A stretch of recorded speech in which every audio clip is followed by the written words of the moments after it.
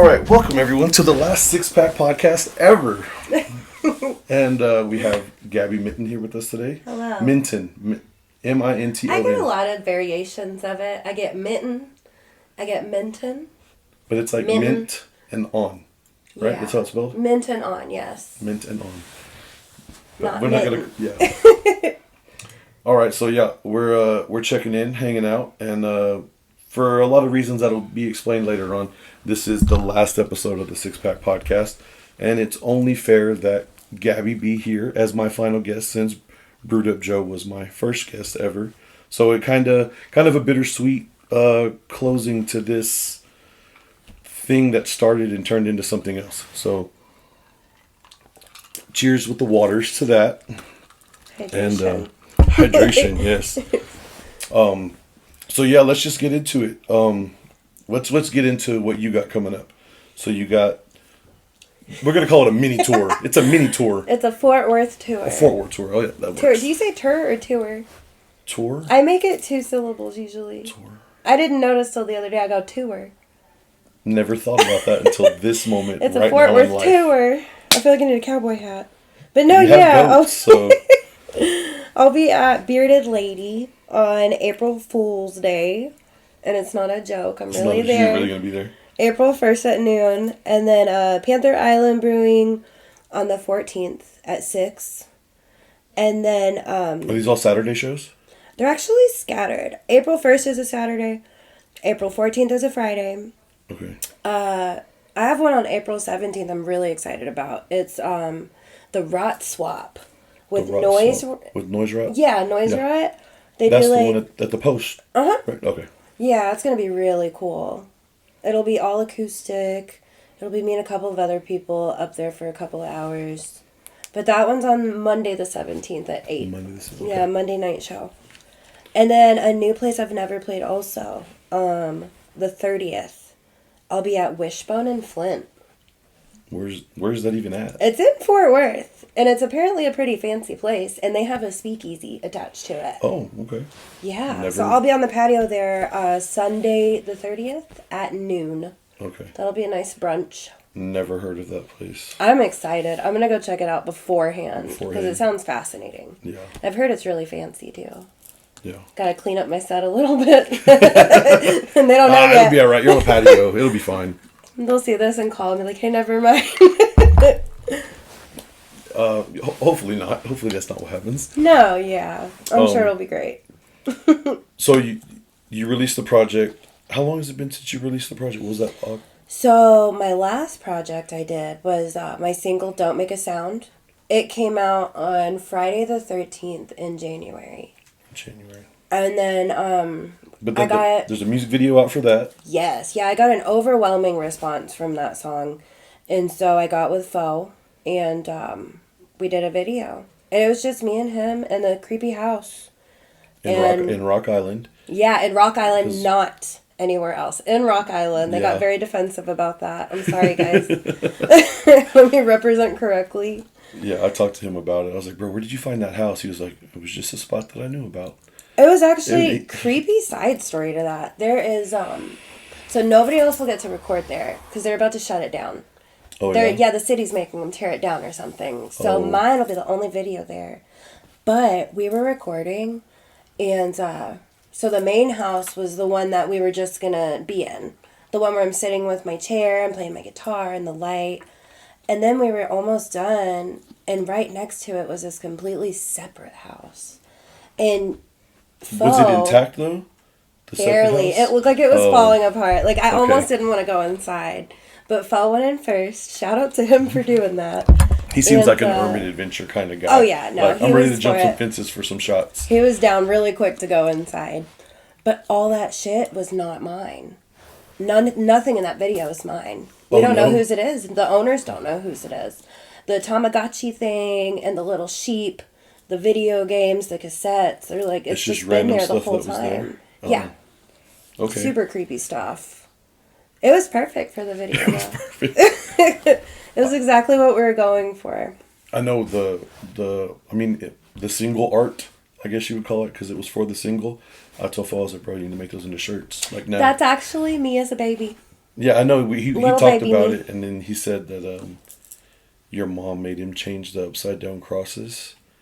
She wasn't a fan at Yeah, all. because he had, and she. And I didn't even notice until after I put it on DistroKid and everything, but he put a middle finger. Yeah. The little middle finger. I didn't see it at all, and I saw it one day and was like, oh, I see what you did there. It was like a little secret Easter egg. Yeah. Hopefully they don't take it down now.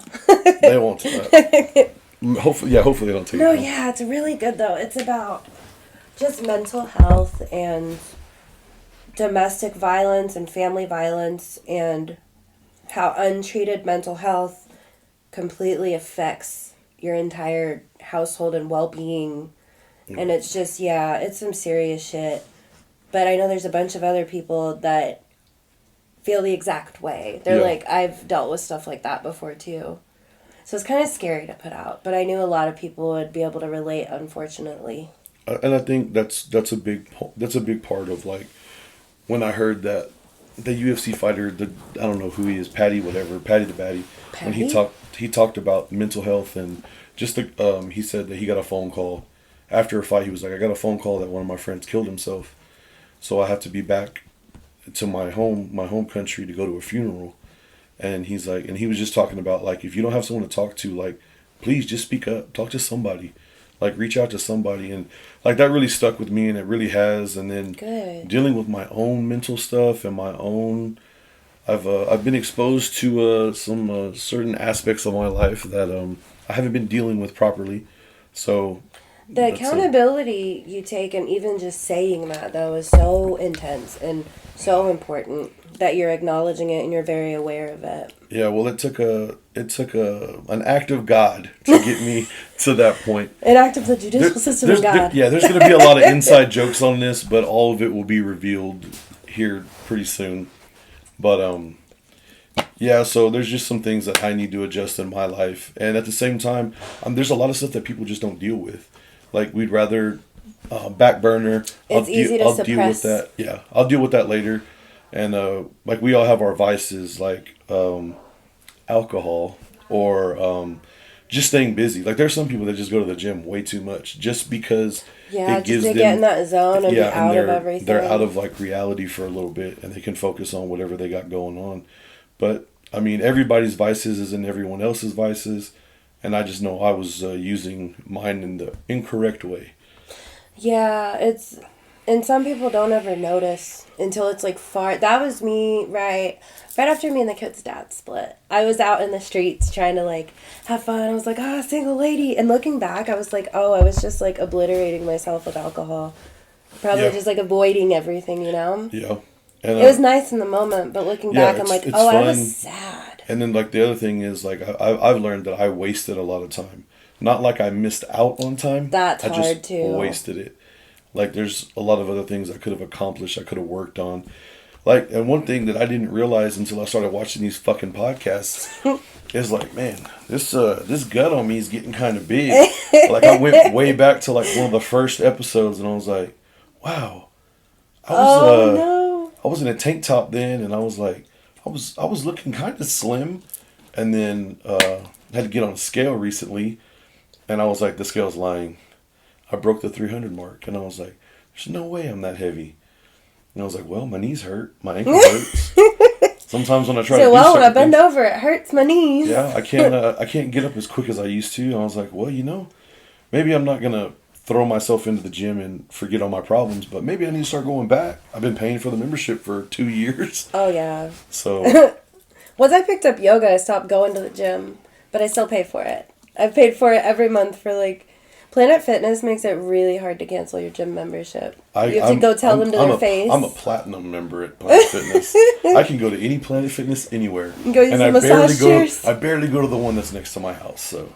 No, yeah. It's good to be able to call yourself out. That's something I've been learning recently, and yeah, it's hard. I look back at some pictures though.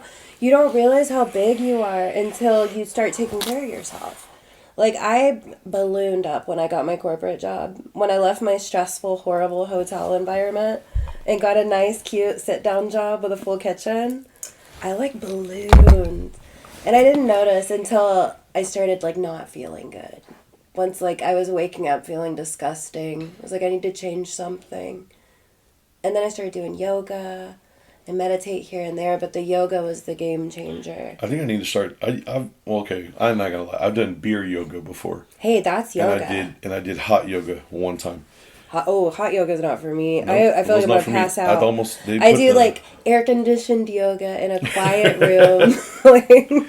They put a lavender towel over my face to try to help me breathe after the hot yoga session.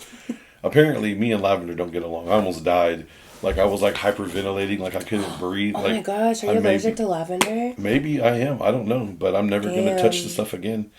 I love lavender. That like, sucks. fake lavender is one thing. But, like, I don't know if it was just a chemical lavender. It could have been, like, because essential oils are really, really... and it could have been that I just inhaled it too heavily. Saturated? That's not the word I'm looking for. Overpowering? Yeah, pretty much. Yeah. You just use a tiny bit. Yeah, I remember when, like, essential oils, like, first, like, not broke out on the scene, but when they were, like, became popular, like, oh, you just get a little bit and put it right here for your headache, and I'm like... Take peppermint and put it in the middle of your forehead. That's not gonna work, bro. My head still hurts, and you're just making me mad now. I actually have an essential oil in my purse. Where's my shit? It's a patchouli blend with something. I got it at a massage place. But it was just called Peace. It had no description of what it smelled like. And I couldn't open it. It was prepackaged. So I was like, you know what? I hope this smells good. I'm going to buy some Peace. No. Yeah, it's just a little bottle of Peace. A little bottle of Peace. All right, so I know you've talked about it before. So how far back did you know you were going to be an artist? You were going to perform live and you were going to make music? Oh my God, probably when I was 5. When you were 5? Oh my, I've been such a ham since I was a little tiny baby. I'm sure all of my family members could speak to it. But no, yeah, I think probably the first time I remember wanting to, like, perform anything in front of anybody is an NSYNC song for my dad in the backyard. I made him stop whatever he was doing, and I was like, watch it. Do you remember the song? Oh yeah, okay. It's I Want You Back from their first album. Okay. And I sat there and I was like, you got to hear this. And then also, my dad's a musician. I've talked about him so much in all these podcasts. Yeah. One of my favorite people. And this one time, he took his recording equipment and he recorded me doing Wannabe by the Spice Girls. And he layered my vocals. Like, I got to be every Spice Girl and it harmonized. He was like, sing it like this now. And I was probably 6. When was that? 1997. I was 5 years old, yeah. And at that point, I was like, this is the coolest thing ever. Like, I was like, I have to do this. Yeah. Of course, there's been pauses and stuff, but that's the earliest I could remember wanting to be in front of people. Yeah. Being like, look at me, watch me sing. Yeah. That takes a lot. Like, I mean, I like to talk in front of people. And I like to be, like, the life of the party. Like, everyone pay attention to what I have to say. Hear my joke. That's definitely me, for sure. But, like, I don't ever think that I was, like, when I started the podcast, it was just, like, just something to do. And then I'm like, no, I really enjoy doing this. And I was at a meeting today, and a lady was like, I'm so-and-so. I was like, hello, I'm Robert Cottrell. And she goes, oh, you have a voice for broadcasting. I was like, thank you. I have a podcast. Yeah. And I was like, she goes, well, if you ever want to talk about your podcast, let me know. I was like, well, thank you. Awesome. I used to have people, this one lady at the hotel one time, I was checking her in, and she was like, you have the voice of a singer. I was like, funny, I do sing. How did you know? Yeah. Sometimes people just know. Yeah, sometimes, well, oh man, you're going to take me back to church days when people are like, word of wisdom, and speak into your life and tell you, oh, you're supposed to be doing this with yourself. This is your purpose. It's like, all right, bro, chill out for a second. So, like, whenever me and my brother were maybe 5 and 6, my parents sat us down and asked if we wanted to go to church. They were like, do you want to do this? Do you feel comfortable here? Is this something you're interested in? And we were like, no. And we never had to go back. Occasionally for, like, Christmas and stuff. And, of course, if my mom wants us to go, or grandparents. Yeah. But, yeah, from a very early age, we were... encouraged to express yourself. Yeah, encouraged to, like, not... unpopular opinion. churches are like cults. I'm going to say it. It might get me canceled. No. But they're culty. It's not. It's not going to get you canceled. Even from a little age, though, it's always felt really weird, you know? Like, okay, so when I had Tropicana on, we talked about, I was lined up to be a pastor at a church. Wow. In my 20s. Interesting. And I was all in. World. Me and the mother of my children, we used to do children's ministry. We did youth group. I was an usher. I was a lead usher. I was like all in. I led men's ministries. That's fascinating. And then now it's like, one thing I do miss about church is I miss the fellowship, like the people, like the community. Because you could go out, you go to church on Sunday, you hear the pastor, they sing the songs, everyone's having a great time. It's like, hey guys, let's go grab lunch. So like your people. people. 5 couples would go out and like take over a bearded lady patio, or I remember we went to Furs sometimes. I'll fuck up a Furs buffet. But it was just some of those connections that you make with people.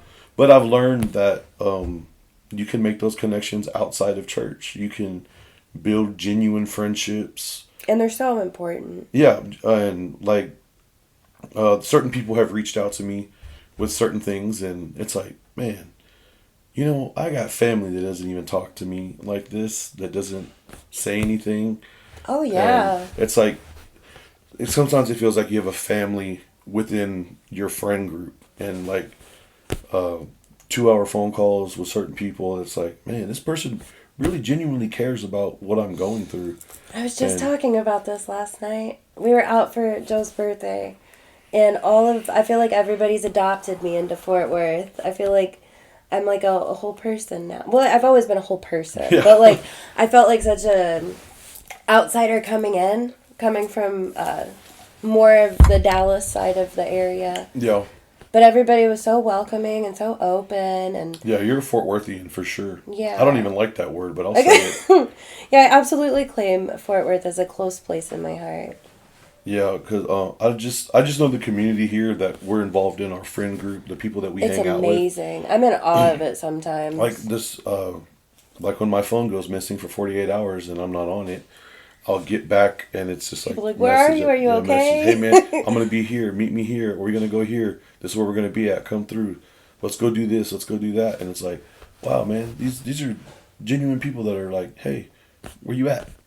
So yeah, they want to see you and they care about you, just like you were saying. Yeah.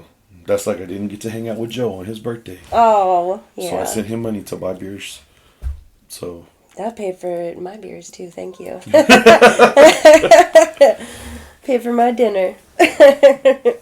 But yeah, it's just it's a different community, and I will say that that's helped with some aspects of my mental health, and then other aspects of my mental health is just stuff I don't care about it right now.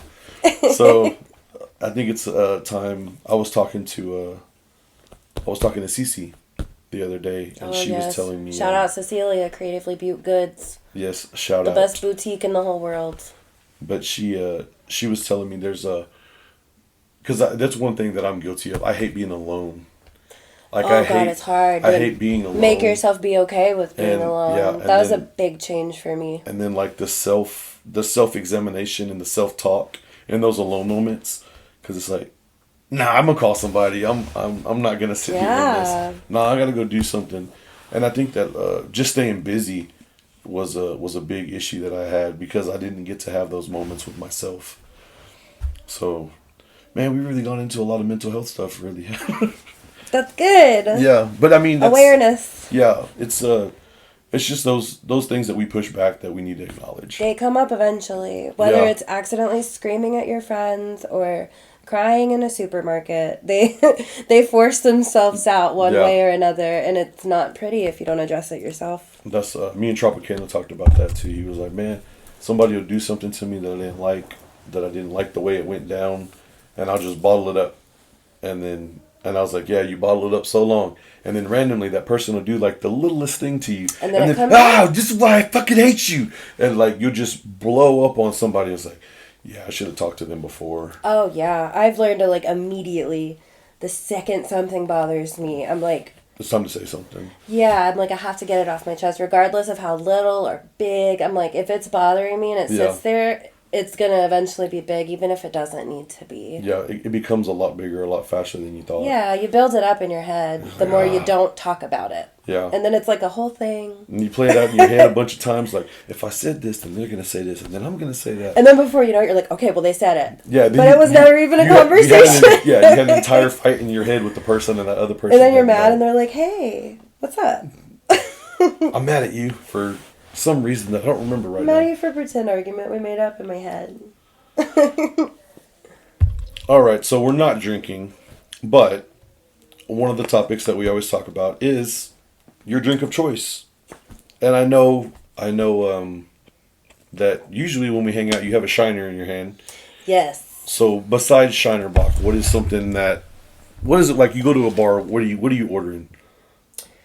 So if it's not just a Shiner or like a Lone Star or something, if it's any sort of craft beer, I'm noticing I really like stouts. Okay. I like stuff on the darker end, but they're so, what's the word? They're like high in alcohol. Mm-hmm. And so I kind of still avoid them a little bit. Yeah. I really like sours. Those are good. Straight tequila. Straight tequila? Yeah, just straight tequila with a lime and salt. Or with an orange and cinnamon. I know you talked about that on the Forever Reckless podcast. That was life-changing. Yeah. It was so good. Orange and cinnamon. Yeah. It's very interesting. But yeah, usually... It sounds like it would taste like a tropical Christmas is what I think of. No, yeah, it like cancels itself out, and it's just like nice, and it tastes almost like a cider or something. Okay. Like a hot cider, but not hot. But yeah, those are my... cider, but not hot. So cider. But yeah, those are my multiple drinks of choice. Okay. It really depends on the day. It's hard for me to pick one. Oh, that's what I wanted to ask you about. So when did you get out of the emo punk rock kind of... It's not gone. It's still here. Okay, so when was the last time you had a mohawk? When I was 18 years old. When you were 18? Yeah. I think mine was like 19. Did I pull up I'll show the picture to you. I think I sent it to you. Yeah, because you were like, we'll talk about that. Yeah, I was like, we'll discuss this. But no, yeah, all through first, when I was like 12, like Miss Cool, I got really into like trip pants and the eyeliner. I would try to like hang with the guys and be like cool metalhead. Yeah. But then it just slowly shifted into like just straight emo. Like nothing but My Chemical Romance. Okay. And From First to Last, that was the big... I don't know if you listen to them at all. I remember listening to some My Chemical Romance, but not From First to Last, no. From First to Last is actually Skrillex. Same guy. But wasn't he in another band besides From First to Last?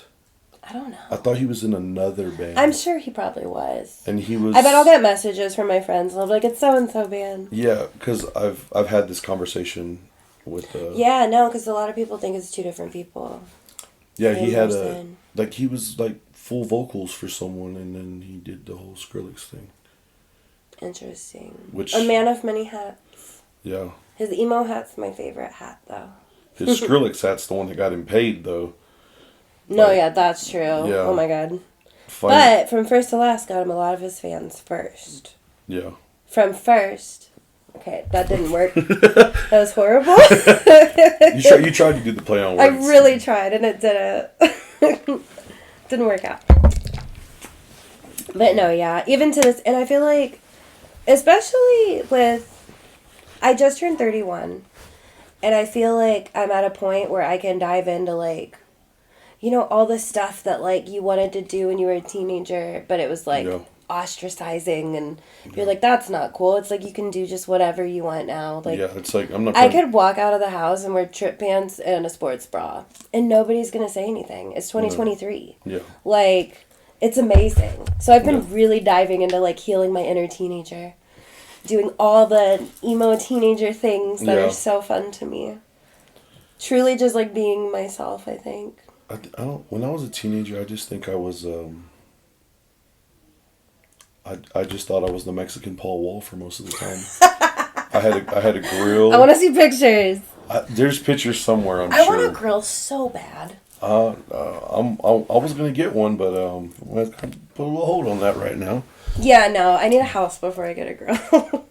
I would really like You one can at get some a grill point, a whole just for lot fun. faster than you can get a house, though. Just for funsies. I'd probably put it in like 3 times, or take it to parties for like. Yeah. It'd be like an ironic grill. Yeah. It's ironic that you have that. Yeah. You'd be like, oh, quirky. But yeah, I just think like when I was a teenager, like I think like in 5th grade, 6th grade, that was when the whole Houston rap scene was coming up, and then I just got all captivated in throwback jerseys and Air Force Ones. and I think that was... What year was that? I started high school in 2003, so that probably would have been 2001, 2002. Oh, shoot. But I was also coming out of wrestling. I think I was in 5th grade in 2002. I was still playing with wrestlers, though, and talking to girls on the phone. Oh. Like, that was a weird spot in my life. She's like, hey, what are you doing? I was like, I'm just over here hanging out. That wasn't tech decks. Tech decks was a big thing. I have a tech deck on my desk to this day in my office. I bought Oliver the Fostepco tech deck. Oh, yeah. I played tech decks over here before. I forgot about that. Yeah. Or no, at your mom's house, there was cheeseburgers. Yeah. And Joe took me over there one time, and he came up and was like, look at these. And it was a tech deck. You didn't put tech decks? That was cute. But now, like, Tony Hawk's tech decks are Hot Wheels, and they're all plastic. And Tony Hawk just has money out the wazoo from every which direction. I think Tony Hawk's Pro Skater 2 really opened my eyes to different types of music, too. Mostly my brother playing video games, but that, like, definitively has a piece of memory in my head, for sure. That and Grand Theft Auto. Yeah. Because they had a version of some song, I think it was on Grand Theft Auto, and it was The Doors, and it was Riders on the Storm by The Doors, but for some reason Snoop Dogg was rapping over it. Oh, I'm guaranteeing you that was San Andreas. And it was like the coolest thing to me. I remember my dad popping in and being like, what the hell is Snoop Dogg doing on here? I can't remember. But I was like, damn, that's really cool. I can't remember the one they're doing right now. I can't remember what song it is, but it's Morgan Wallen comes in on a song, and that's on the reels on Instagram. It's like when you hand your cousin from Alabama the phone for his playlist or whatever, and then they're like, oh, all right. But yeah, like I do love mashups. That's one thing I really do enjoy, like hearing different lyrics over a different beat that you wouldn't expect, and when it sounds like good, when it sounds good, it's like, oh yeah, cool. I've been hoping I want somebody to take my stuff and just remix it for fun and see what they can do. Yeah. Take my sad girl songs and make them club songs. And call it Crying in the Club. Crying in the Club. Take that out. I need that idea. Okay. Redacted. Nobody take that idea. I'll edit it out. No, you really don't have to. It's okay. a joke. But it does sound cool though.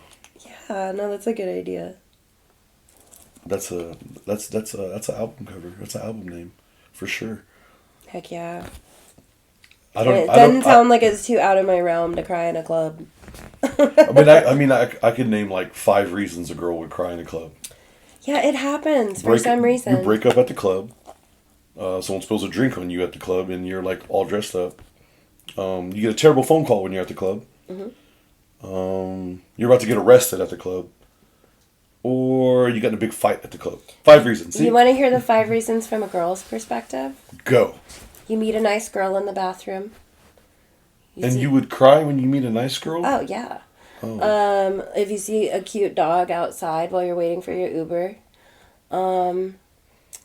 If you think about your kids while you're away from your kids too long and you've had too many shots of tequila and you're with your friends. I should really be with my kids. Yeah.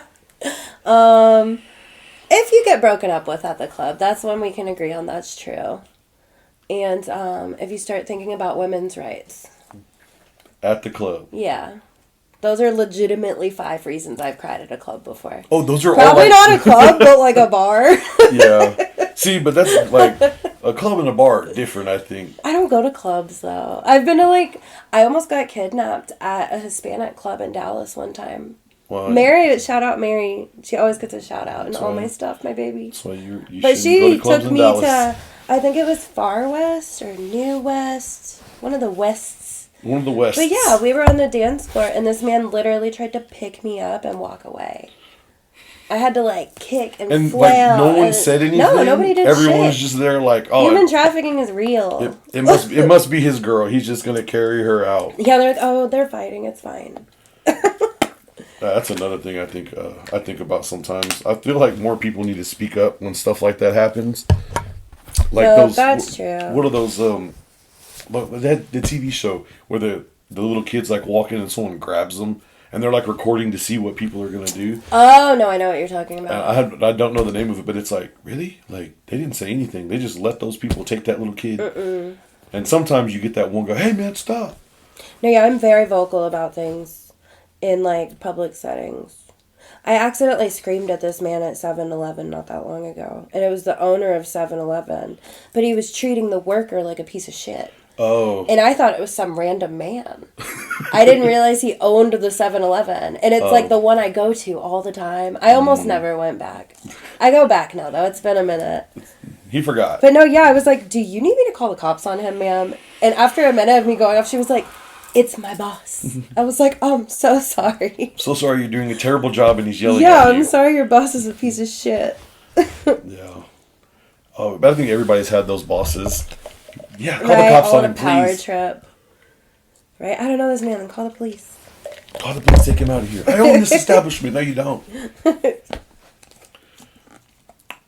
All right. So you got your shows coming up. We talked about the single you dropped. Let's talk about the last fully project. My album. The album. So my album is called It's Okay, and I released it on Halloween. Right. That's the one I was thinking of. I was like, I'm pretty sure it was October. Yeah, that's the one with the album cover with all the stuff. There's like too much to even describe. It also is on merch for sale on my Bandcamp for $35 a t-shirt. And it was handmade. And it's also available when you play shows still, right? Yes. Yeah, I have a couple in hand ready to sell at my shows. And they'll be with me until they're gone, and then they're never going to be made again. So they're pretty special. And it's like, I don't know, because some of the songs were new whenever we were recording. And some of them were the first songs I've ever written. So it's music that spans over, I want to say like 13 to 14 year period. Man. Yeah, from the oldest to the most recent. And it's all about like stuff we've been talking about. Just mental health and being happy and self-care. And also about relationship problems. No. Lots of diss tracks. Yeah. There's diss tracks all throughout there. Very specific ones. Like if you listen, you could probably guess who it's all about. But then also you could take it and apply it to your life too. Exactly. You could be like, I know a horrible person like that also. That's the best thing about diss tracks. Yeah, take them and make them your own. And it's so, my favorite thing is when people ask who songs are about. I'll get all these messages like, who is this one about? Is this about so-and-so and so-and-so?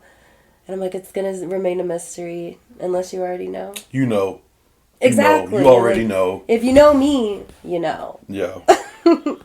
But no, that thing I think was detrimental to all of, because it's kind of snowballing into really busy shit with my music. Yeah. And I think the album was very important for that. Yeah. Because before that, I only had 2 singles out, which I put out in 2021. And before that, I had nothing. I just like had played gigs a little bit here and there. So yeah, it kind of snowballed really quick. Yeah. Because you just did the show Saturday or Sunday? Sunday. Oh my God, it was so good. And that was in Dallas, right? Yeah, it was called Girls of DFW. Yeah. And it was all these beautiful, amazing artists. And it was put together very well. Lots of good sponsors. And we're all like friends now. Yeah. I feel like I have all of these beautiful, amazing companions in my life now that are like such good artists. Yeah. Yeah, it was amazing. And I've had a lot of like interaction about it already. It's only been a couple of days. Yeah. I want to ask about the other one. Well, that one is Denton. That was She-Rock, right? Yeah, that was exciting too. She-Rock was a music festival in Denton that 100% of the proceeds went to 2 different charities. And the first charity supplies period products for people for free. And the second one provides counseling and testing for people that are victims of sexual violence and family violence, domestic, all the violences pretty much. All the violence. Yeah, all the violence. But no, yeah, 100% of the proceeds went to those. And same setup. I have so many good friends that I met there that I'm like, I would have never met them if I didn't go there. Yeah. Are these like ongoing festivals or is this like... They're yearly. Yearly? Okay. Yeah, so they'll have another one next year for actually both of those. Okay. So something to look forward to. Yeah. Yeah. I was curious. To do it again. So, but I mean, like recently you've done, I know you did Martin House. Martin House. I did Panther Island. Bearded Lady. Then you did the She-Rock, and then you did and then now you got 4 more this coming month. Yeah, and I have some for May. You already have book. I have something all the way out in July. Wow. It's just it all poured in at the same time. Yeah. It's amazing what social media can do, and the fact that you can just like do it independently. Yeah. Kind of, you have to pay for stuff, of course, but the reach that I'm able to get is, I never thought it would be, it's hard, but I never thought it would be so easy to reach people. Right. Well, I think a lot of it is social media engagement. Like, a lot of people just post stuff, and then that's it. Oh, that was the hardest thing for me. I'm still, like, it's getting hard for me to be, like, I'm getting used to the cameras, but that was the hard part. Putting myself out there and making me be like, hey, I'm Gabby, please listen to my stuff. Yeah. That's the hardest part to me. Yes. Children screaming in the background. Woo! It's okay. I had to leave my kids to come here and it made me feel horrible. Oh, I know. They're so chill, but today Hendrix was like, where are you going? And I was like, please don't. Please don't. I know it's hard to like be a parent and still do your stuff and like not lose yourself. Yeah. That's so hard sometimes. That's one thing about Thursday that's haunting me. Yeah. Because I had my kids and my mom was like, just stay. You got the kids. They go home tomorrow. And I was like, should just stay my dumb ass at home. I know. But, it happens. Is what it is. Yeah. You can't change the past. If I could change the past, man, I don't know if it would be any better. Like, no, it'd be some weird butterfly effect shit. You would change something so it would be good before, but then, like, it would be so different now. You would come back to the present, and you'd be like, where's my life? Like, I don't know any of this. Yeah. No, because that's one movie. That was a good-ass movie. Yeah, it was. That's one movie that's always stuck in my head. Yeah, I use butterfly effect so much. Because when people are like, well, if you could change one thing, what would you change? And it's like, you can't change anything. Like, everything... I don't know, like some people talk about like in religion, predestination, like everything's already set out. Like there's no way to change it. You think that, oh, I'm going to do this and it's going to change this. Nope, that was already going to happen. And there's people that truly believe that, but then at the same time, there's people like, well, you could just change one little thing. And it makes me think of like Flash, the superhero. He goes back in time, he changes something, and then everything's completely different. It makes me think of Final Destination. Yeah. Because at the end of the day, if you were supposed to die, you're still going to die. Exactly. And so you sit there and think, well, because I could think back and say, okay, well, if I went back to the 4th grade and I decided to not fight this one kid, maybe me and him could have been friends. He could have been my best friend. And then it's like, well, what about all the other friends I made over the years that were my best friends? How would those relationships have turned out? Would I have been a good kid or a bad kid? Did that one fight set me straight so I didn't get in more fights? Like, you just, like, there's no way to tell. Yeah, there's so many little things, like, and you could pull one day, like, you could go back and, like, change the fight in 6th grade, and you could come back to the future and not have your children. Exactly. Like, I could wake up in prison like Ashton Kutcher did in the Butterfly. You wake up dead. Like, wait, what happened? How did I... Like, fucking, what was it, Shrek?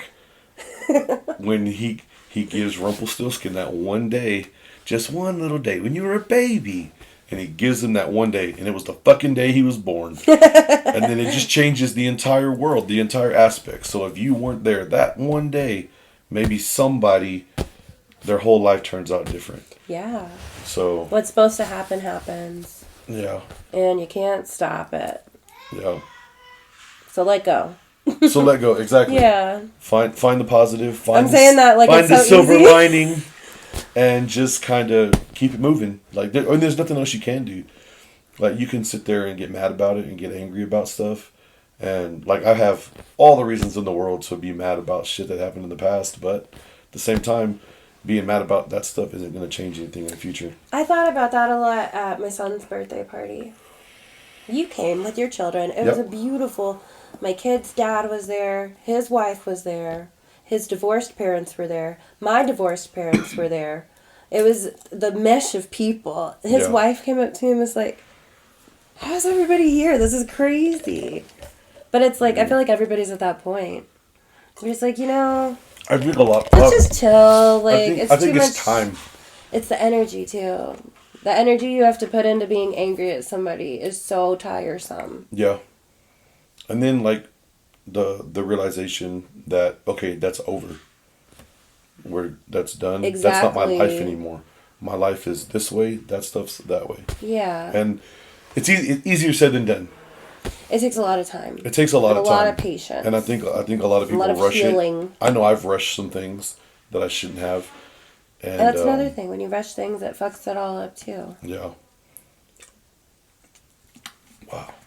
Like I always say, these are just therapy sessions for me. Right. Just just talking about problems with different people, and I get something new out of it every time. That's good. Yeah, that's exactly what these things should be. Besides, I like the murder podcast, too. Those are cool. The murder? Wow, yeah. I'm not going to start one of those. No, there's yeah, I know all these women in the world, and they just talk about cold-blooded murder. Yeah, it's like, oh. It's fascinating. Yeah, I watched a terrible documentary the other day about the fucking Subway guy. Fuck that dude. Oh, I haven't. I don't think I can watch that. It was fucking terrible. Yeah, I don't. I was like, why did I even put this on? I could just barely watch the Jeffrey Epstein documentary. I could barely. I didn't watch that. It is. It's not gruesome, but it's so disturbing. That's kind of how I felt about the Jared thing, and I was just like, why was this the level that all this got to? Like, how were... And he was so in the public eye. Yeah, and supposedly his wife didn't even know, and she denounced him publicly when it all came out, and it's like, how did you not know? How'd you not know? I mean, I don't know. People have secret separate lives. That's he was one of those dudes that he was always on the road promoting. Exactly. He'd be in LA, he'd go to New York, and if you trust somebody, there's no reason to pry. There's no reason to be digging, and I bet that probably rocked her world. Nah, the way I am now. Red flag. See you later. Don't have time. Bye. I didn't like the way that went down. Later. But, I mean... That's just where I'm at currently, so. But yeah, I shouldn't have watched it. It made me kind of like, oh. But then, you feel like you need a shower or something. Yeah, and then when I'm watching it though, it's like, all right, I want to see how bad he was, and I want to know when they caught him and what it was that got him, because it's like, okay, if I know how they caught him, then I know how to catch some other motherfucker that's doing the same shit. Like the red flags. Yeah, like what was it that really set him off? Because, I don't know, like there's some people that you just kind of, I don't know. And the psychology behind it. Yeah. Some people... They never really said, I mean, I guess they kind of said why he lost all this weight, and he was, and then they tried to claim he lost all this weight, he was addicted to food, and then he became addicted to sex. But it's like, no, it's not the same thing, bro. Like, yeah, that's like a... But apparently, I want to say nice try. But apparently there's places in the world that's acceptable and you can just pay for that. And I was like, what? No, yeah, I don't know. The laws in some places are fucking crazy. There's some crazy laws here too. And not like America's laws are just outstanding or anything. Oh yeah, that's But yeah, no. True. If you start digging into, even in go look at all of the laws in Alabama, and I bet you... there would be at least 5 that your jaw would drop to the floor. I believe it. I mean, there's... Non-progressive places, they still have, the most... Even progressive places probably have some fucked up laws still. Yeah. Well, I mean, some of it some of the laws just don't make sense. Like, so in certain states, we can buy weed legally with no ID, no Like Oklahoma. If you live in Oklahoma, you can just go to the dispensary. That just irks me. But it's like it's 4 hours away from us. I mean, from 35 north, you're like an hour and a half. Yeah. And you can be at Windstar. And then you come to Texas and you can go to prison. Yeah, and it's like, I don't understand that. And then like, what was the other one that always gets me? Alcohol. So in certain states, like in New Mexico and Arizona, they just sell alcohol at like CVS. Louisiana's like that too. I was gonna say Louisiana. You go to the gas station, you can buy a bottle of liquor in the gas station. And prostitution's legal in Nevada. That's a weird one for me. I mean, so I think it kind of probably helps though, because it's gonna be there regardless. Yeah, but the thing is, so if you're there, it's cool. But here, it's like, oh, you're going to jail. But I bet, like, from the actual sex workers' point of view, like, I bet they get benefits. Oh yeah, 401k. I'm sure. Union, and here you get like. You're in the streets and you don't get help and you go to jail when they catch you. Yeah. So, and those are laws that don't make sense. Those are concepts that it's like, okay, we need to find common ground like across this United States. Exactly. Because it's not like we're really united. It's like we're a bunch of little countries that make up our own shit as we go along. That's what it feels like. That's probably how it should be. Like Europe. Yeah.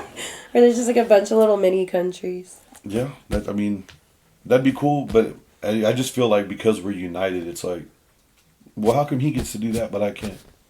Yeah, like it's united, but not really. But then, like, rich people can do whatever they want to, wherever they are. And they just... Right. I can't buy a tiger. Mike just Tyson ding had dong, 2 pay tigers. a little money. Yeah. We've gone off on a tangent. No, yeah, now I'm just thinking about all the money I don't have. I've been trying to get a house, and they say that I just need I still, even as a single mom, and I make decent, I'm not about to out my salary, but I make decent money. Yeah. And I still need at least like $10,000, $15,000 in cash to give them. And I'm like, it's 2023, like but that's another thing. It's like maybe if I saved my money better before. Yeah, well, so like. But it's like a single mother of 2 shouldn't need $10,000 in cash. Well, but that's like when me and really a normal person. Yeah, when me and my kid's mom bought this house, we had to offer over asking because no one would even consider our offer if we offered what they were asking. So we went like $10,000 over, and then we turned around, and I think we had to put like $7,000 in cash. But this was back in 2018, pre-COVID. My cousin bought a house a year later, over by Hewlin by that Walmart, and he paid more than we paid here, and but the property values had gone up, and he said they made offers on like 7 or 8 houses, and then finally they're just like, go all in, like shoot them out of the water, like let's get it. And that's how they got it. They had to go like 10 grand over. You shouldn't have to do all that. But the thing is, a lot of people from California are moving here. They're selling their houses over there for $1 million, and they're coming here and using a third of that to buy a house. It's all gonna pop or fall or whatever they say soon. That's recession. Yeah. I mean, we're already in not like that would be great, but like something's got to give.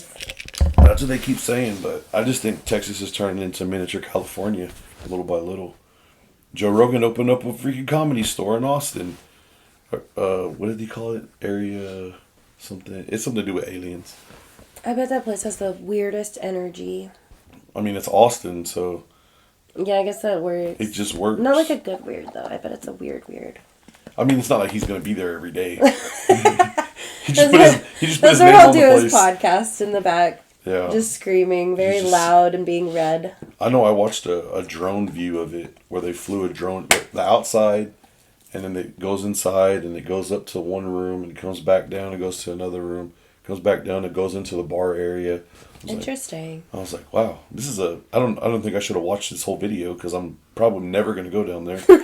But it was cool to see what it looks like. Like when you watch those videos of the guys making the pools. Yeah.